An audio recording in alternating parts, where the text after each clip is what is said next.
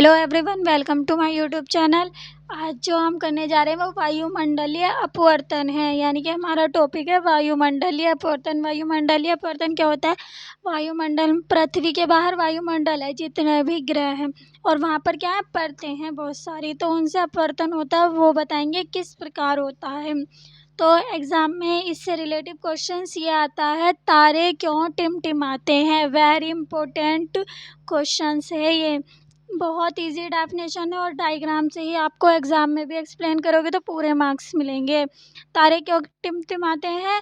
तारे के प्रकाश का वायुमंडल, यानी कि तारे से जो प्रकाश निकल रहा है उसका अपवर्तन वायुमंडलीय अपवर्तन होता है। यानी कि वायुमंडल में उसका अपवर्तन होता है, फिर वो हमारी आंखों तक पहुंचता है। तारे के प्रकाश का वायुमंडलीय अपवर्तन होता है, इसलिए तारे टिमटिमाते हुए प्रतीत होते हैं। अगर एक नंबर में आता है तो आप इतना करोगे बस। तारे टिमटिमाते हुए प्रतीत होते हैं। तारे के प्रकाश को पृथ्वी पर, यानी कि तारे से जो प्रकाश आ रहा है पृथ्वी पर हमारी आंखों तक पहुंचने से पहले वायुमंडल की कई परतों से होकर गुजरना पड़ता है। इन परतों में तारों के प्रकाश का अपवर्तन होता है, जिसके कारण तारे टिमटिमाते हुए प्रतीत होते हैं। यानी कि हमने जो शुरू में 2 लाइनों में लिखा था उसी को एक बार पढ़ा करके एक्सप्लेन कर दिया। अगर लॉन्ग में आता है 5 मार्क्स में या 3 मार्क्स में, तब आप इस प्रकार से करोगे। अब पहले डायग्राम देख लेते हैं, उसके बाद एक बार और आपको थ्योरी समझाएंगे। ये क्या, हमारा तारा है।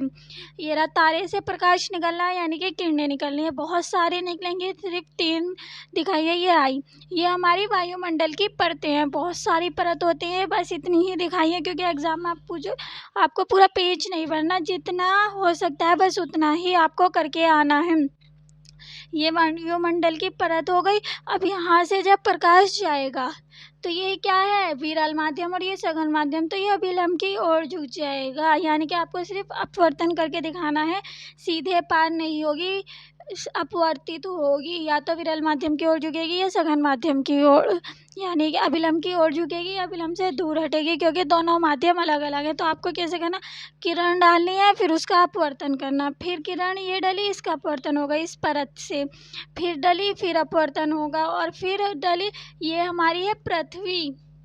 पृथ्वी पर कोई प्रेषक है, यानी प्रेषक का मतलब है कोई इंसान खड़ा है यहाँ पर, जो तारे को देख रहा है। तो उसकी आंखों तक तारा कैसे जाता, तारे को कैसे दिखाई देता, उसकी रोशनी कैसे जाती, ऐसे वायुमंडलीय, क्योंकि तारे बहुत दूर होते हैं पृथ्वी से, तो बीच में क्या जाती है, वायुमंडलीय परत, और उसमें से उसका अपवर्तन होता है। कि ये किरणों का अपवर्तन होते होते ये प्रक्षेपक के पास आई है, यानी कि किसी जो तारे को देख रहा है। अब हमें तारा यहाँ ना देखकर कहाँ देखेगा, ये हमारी क्या है, इन किरणों को पीछे बढ़ाने पर हमारा आभासी प्रतिबिंब जो है वो यहाँ बनेगा, इसलिए तारे हमें टिमटिमाते हुए प्रतीत होते हैं। इससे किरणें लगातार निकलती रहेंगी, तो कभी ये आभासी प्रतिबिंब यहाँ बनेगा, कभी किरणें ऐसे निकलेंगी तो हमें यहाँ दिखाई देगा, इसीलिए यही, मतलब इसी के आसपास कभी यहाँ दिखाई देगा, कभी यहाँ दिखाई देगा, और वो हमें इस वजह से टिमटिमाता हुआ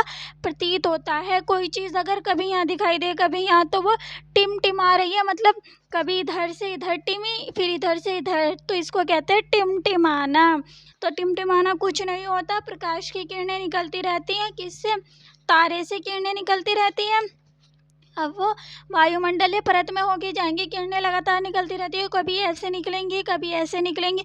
तो जब हम इसका प्रतिबिंब, यानी कि हमारी आंखों तक पहुंचने में वो कैसा प्रतीत होता है, जैसे कि यहाँ हो, फिर दोबारा निकलेगा ऐसे करके, यहाँ से ऐसे निकलनी स्टार्ट होंगी तो यहाँ प्रतीत होगा, रियल में यहाँ है, इस वजह से हमें तारे टिमटिमाते हुए प्रतीत होते हैं।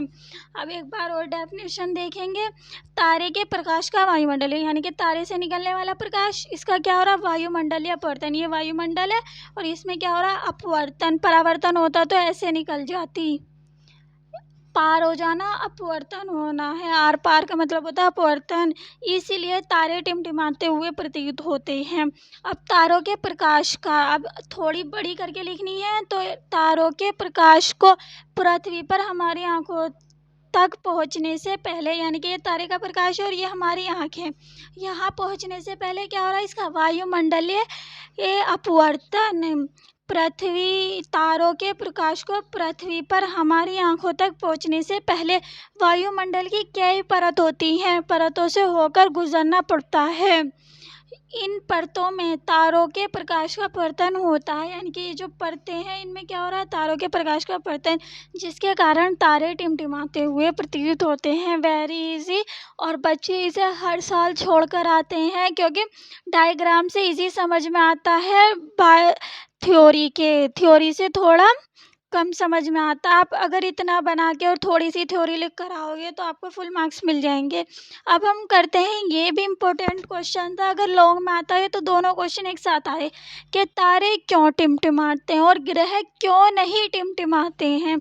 व्याख्या कीजिए कि ग्रह क्यों नहीं टिमटिमाते हैं। ग्रह इसलिए नहीं टिमटिमाते क्योंकि तारे पृथ्वी के बहुत दूर होते हैं, लेकिन ग्रह इतनी दूर नहीं होते, उनके बीच में वायुमंडलीय परत नहीं आती, और वायुमंडलीय परत के कारण ही क्या हो रहा था, तारे टिमटिमा रहे थे, इसमें अपवर्तन हो रहा था कभी यहाँ कभी यहाँ। लेकिन ग्रह में तो ऐसा होता ही नहीं है क्योंकि ग्रह पास होते हैं पृथ्वी के, बस इतना सा फर्क ही है। ग्रह पृथ्वी से बहुत अधिक दूरी पर नहीं होते हैं, यानी कि पृथ्वी और ग्रह के बीच की दूरी कम होती है। किसकी तुलना में, तारों की तुलना में। इसलिए उनसे आने वाली प्रकाश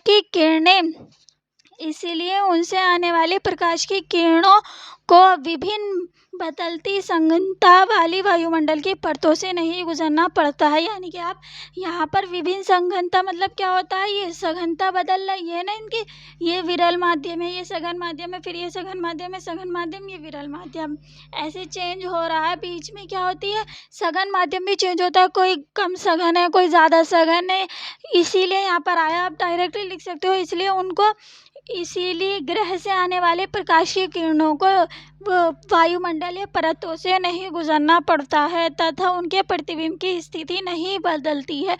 यानी कि जहाँ से वस्तु आ रही है उसका प्रतिबिंब वहीं दिखाई देगा, इसलिए ग्रह नहीं टिमटिमाते हैं। जैसे कि इसकी तो क्या हो रहा था, कोई यहीं दिखाई दे रहा था, कोई यहीं, वो डायरेक्टली आता है कि प्रकाश और हमारी आंखों पर पड़ता है, अपवर्तन उसका होता ही नहीं है। एक बार और देखिए, ग्रह पृथ्वी से बहुत अधिक दूरी पर नहीं है, इसलिए उनसे आने वाली प्रकाश की किरणों को, ये आपको लिखने की ज़रूरत नहीं है, बस ये लिख सकते हो, इसीलिए प्रकाश की किरणों को वायुमंडलीय परत, ये लाइन आपको लिखने की ज़रूरत नहीं है। अगर अच्छी बात है, समझ में आ रही, विभिन्न बदलती सघनता वाली, ये स्किप कर सकते हो आप यहाँ से यहाँ तक का इसीलिए उनसे आने वाली प्रकाश की किरणों को वायुमंडल की परतों से नहीं गुजरना पड़ता है तथा उनके प्रतिबिंब की स्थिति नहीं बदलती है। प्रतिबिंब की स्थिति नहीं बदलेगी तो हमें वो टिमटिमाते हुए प्रतीत नहीं होंगे। अब नेक्स्ट क्वेश्चन है, वो इनसे भी इम्पोर्टेंट है, ये वाला। कारण दीजिए, सूर्य उनके वास्तविक उदय से 2 मिनट पहले देखा जा सकता है, और ये एक तरीके से और आ सकता है कि 2 मिनट बाद, यानी कि वो डूब रहा है और उससे 2 मिनट बाद तक भी हम देख सकते हैं। सूर्य उदय और सूर्यास्त दोनों के बारे में ही, ये तो सूर्य उदय है, लेकिन सूर्यास्त के बारे में भी आ जाए तो सिमिलरली ऐसे ही लिखना है। पहले आपको एक डायग्राम से समझा देते हैं। ये हमारी पृथ्वी है, यहाँ प्रक्षेपक खड़ा है, प्रक्षेपक जो कि क्या है, मतलब एक इंसान खड़ा है या किसी जो एग्जीबिशंस कर रहा है वो खड़ा है, एक्सपेरिमेंट कर रहा है, ये उसकी आँख है यहाँ पर, ठीक है ना। ये पृथ्वी है और उस पर कोई इंसान खड़ा है, मानव खड़ा है, ह्यूमन खड़ा है। ये क्या है, ये हमारी वायुमंडलीय परत है, जिसमें क्या होता है, बहुत सारी, ये वायुमंडल है, इसमें बहुत सारी परत होते हैं जहाँ से क्या होता है, अपवर्तन होता है। ये कैसा माध्यम होगा, सघन माध्यम। विरल माध्यम कौन सा होता है, जहाँ पर वायु भरी रहती है, यानी कि प्रकाश की चाल तेज होती है, वहाँ विरल माध्यम होता है। तो यहाँ पर प्रकाश की चाल कैसी हो जाती है, धीमी, तो ये कैसा है, सघन माध्यम। ये पृथ्वी है, ये वायुमंडल है। अब ये क्या है, हमारा अंतरिक्ष, ये पूरा हमारा अंतरिक्ष है, जो वाइट वाइट है ये सारा अंतरिक्ष है।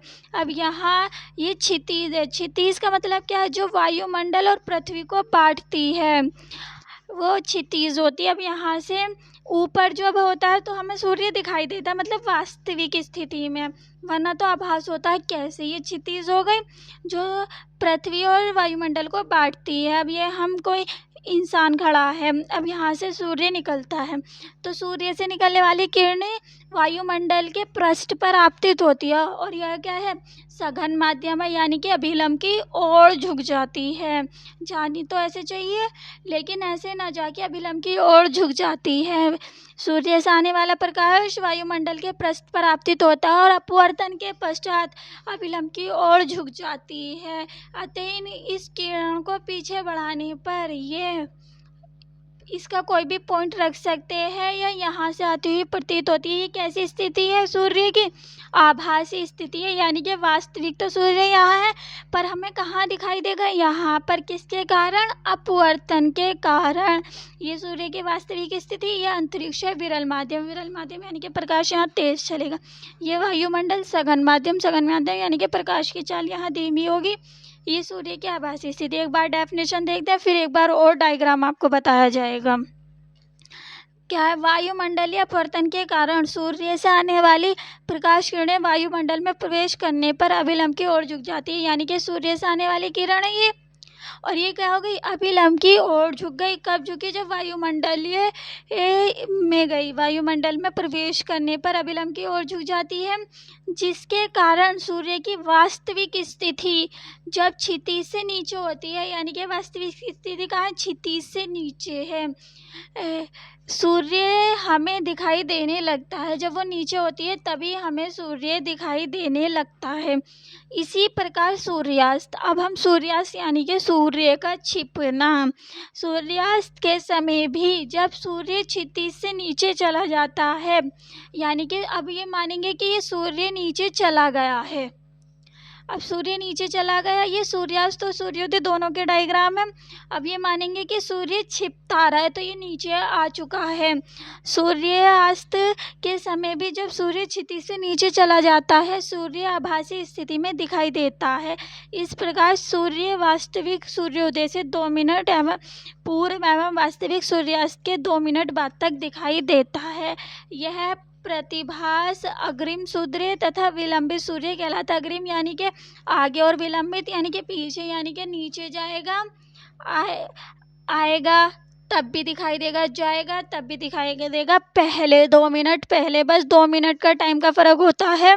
एक बार और देख लेते हैं, ये हमारी क्षितिज है, यहाँ सूर्य से आने वाली किरणें वायुमंडल के पृष्ठ पर आपतित होती है और अपवर्तन के पश्चात अभिलंब की ओर झुक जाती है। इन किरणों को पीछे बढ़ाने पर हमें आभासी सूर्य दिखाई देने लगता है, लेकिन 2 मिनट बाद ये सूर्य यहाँ चला जाएगा, तो किरणें कहाँ जाएंगी, यहाँ पर, तो वो हमें सूर्य नहीं दिखाई देगा। इसीलिए हमें 2 मिनट तक ही सूर्य दिखाई देने लगता है, और जब और नीचे आ जाता है, सूर्यास्त होने लगता है, तो वो हमें दिखाई नहीं देता है। ऐसे ही सूर्योदय से पहले का है, अगर ये यहाँ पर आ जाएगा तो हमें सूर्य कहाँ दिखाई देगा, यहाँ पर। ऐसे ही इसकी स्थिति चेंज होती रहती है। आई होप ये आपको समझ में आया होगा। आज की वीडियो में इतना ही, मिलते हैं नेक्स्ट वीडियो में।